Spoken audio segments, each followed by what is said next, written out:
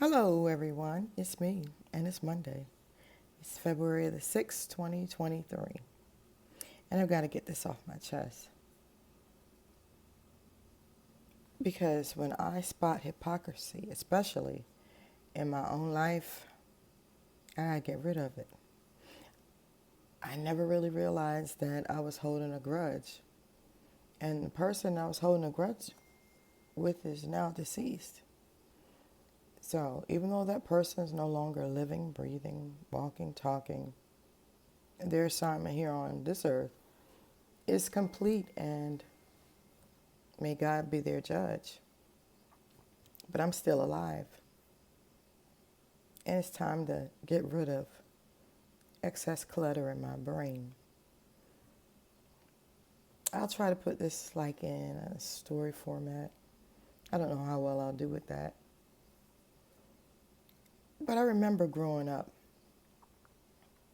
and in my family, the family I grew up in, you had the haves and you had the have-nots. Guess where my family was? We were the have-nots on both sides of the family. Sometimes we were made to feel like black sheeps. No, that's not sheeps. It's not a word.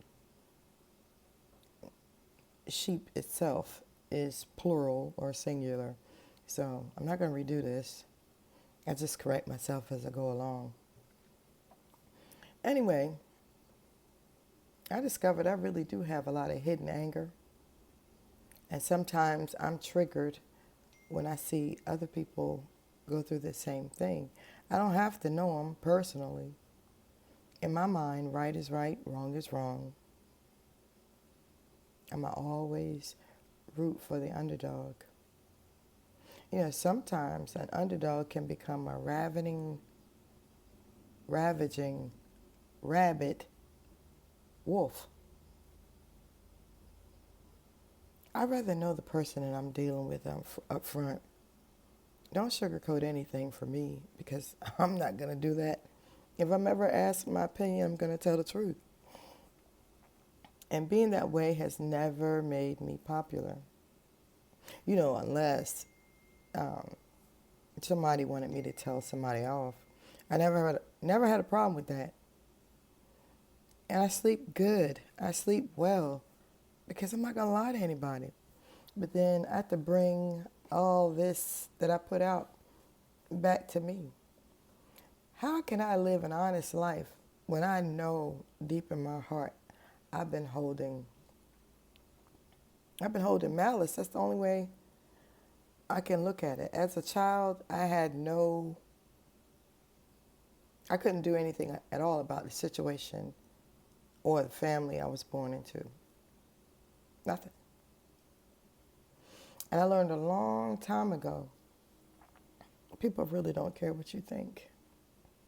But since this is my channel, my page, it's my way of cleansing myself, a therapy session. I'll put it this way. I said that I came from a family that for outward appearance, it would be have not. And I told you that my family fell in the have not. And you wonder how, if everyone starts out with a clean slate, how is it that some people have and some people have not? The way I used to think as a child and the way I used to look at people would get me in trouble. Get me in trouble with like insecure adults. And when I became an adult, the way I would look at people, the way I would speak, would really ruffle feathers and get under the skin of insecure people. And you know what? I love it. Because I love the hell out of people. Even though the love I pour out is not always reciprocated, I'm not responsible for you. I'm responsible for me. And if I call my own self a hypocrite because I've been holding on to junk that at this point in my life It's not productive. I'll give you an example. I had one aunt in particular. This aunt, she held so much resentment in her heart towards other family members. The difference between my aunt and myself, if I see a need, I'm going to meet a need, and it's going to be a dead issue. I won't throw up in your face what I've done for you. I'm a type of person that if I've said something about you behind your back and you ask me, I did. I said it. Now what? Always been my attitude. This particular aunt, I just guess she was just an angry, bitter woman. That's the best way I could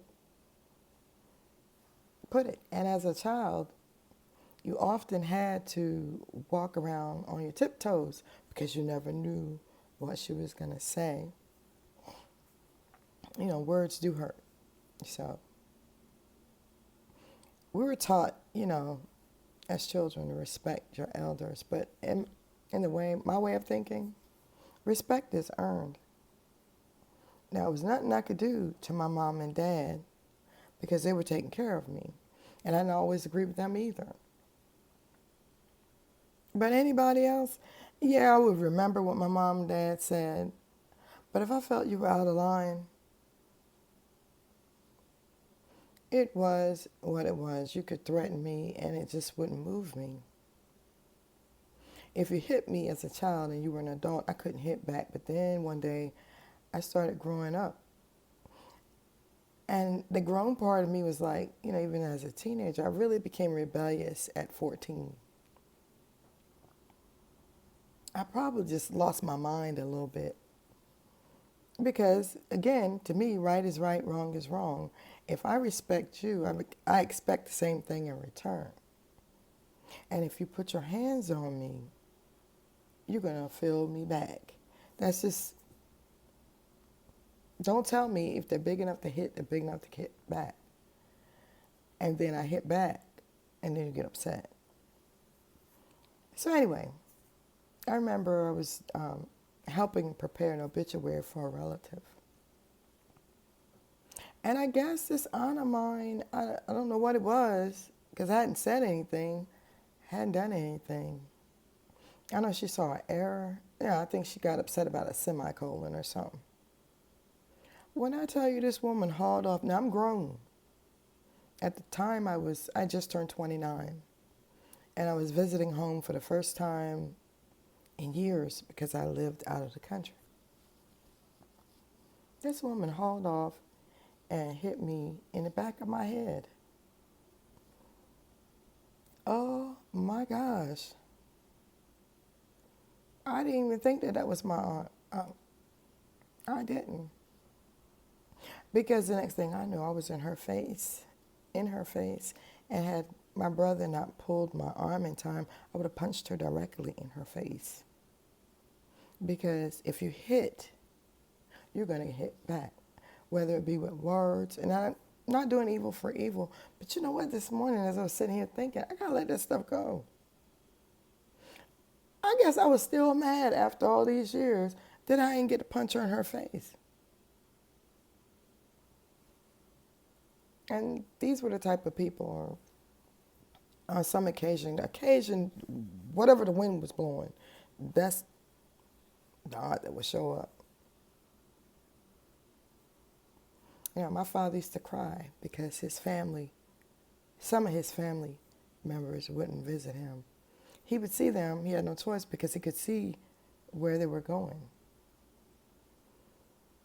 And he used to cry because he basically gave up his youth, his childhood, his education so that those coming behind him, brothers and sisters, would have that opportunity. That's an unselfish, sacrificing type of love. And I never really saw him get rewarded for the good that he did. and sometimes you don't.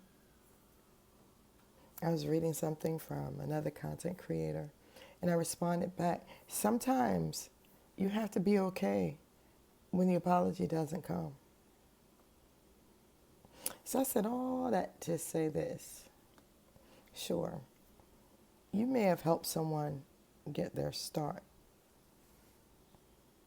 but what honestly have you done for them lately? It could be that they really don't need you. All they needed was that push, and they're there.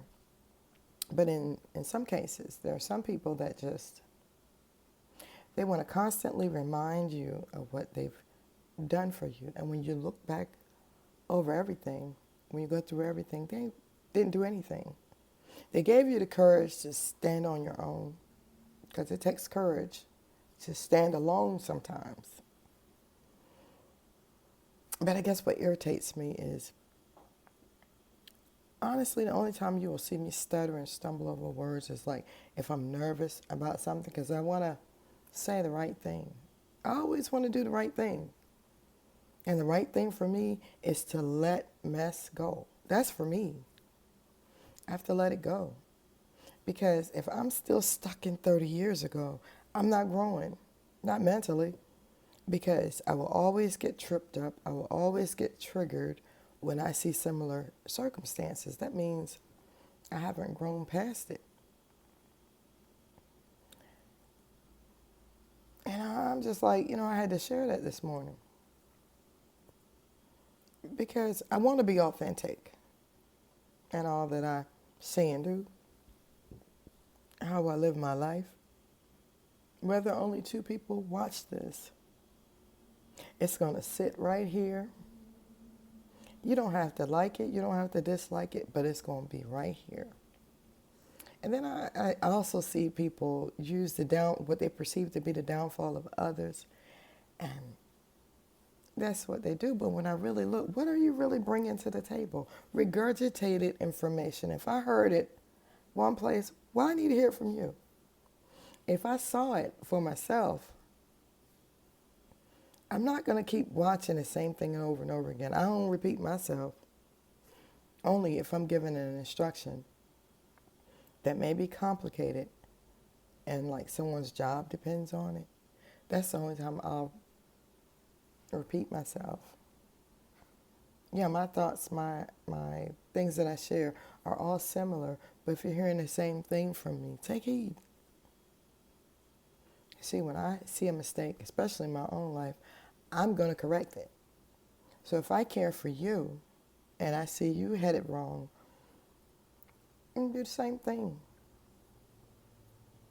That's if I care for you. Otherwise, it's going to be great. So those are my thoughts this morning. If I have more, then I'll share more. If not, then I just had to get it out of my head. I want to be real. I'm not trying to hurt nobody, at least of all myself. And I realized this morning, out of the blue, boom, this is back in my head again, occupying space. So much so I had to turn my laptop off because I couldn't even focus on the numbers that caused me to have to wear glasses. But it's what it is. I want to do better. I hope I'm growing. I hope this is a sign of maturity for me. I will never apologize for being me.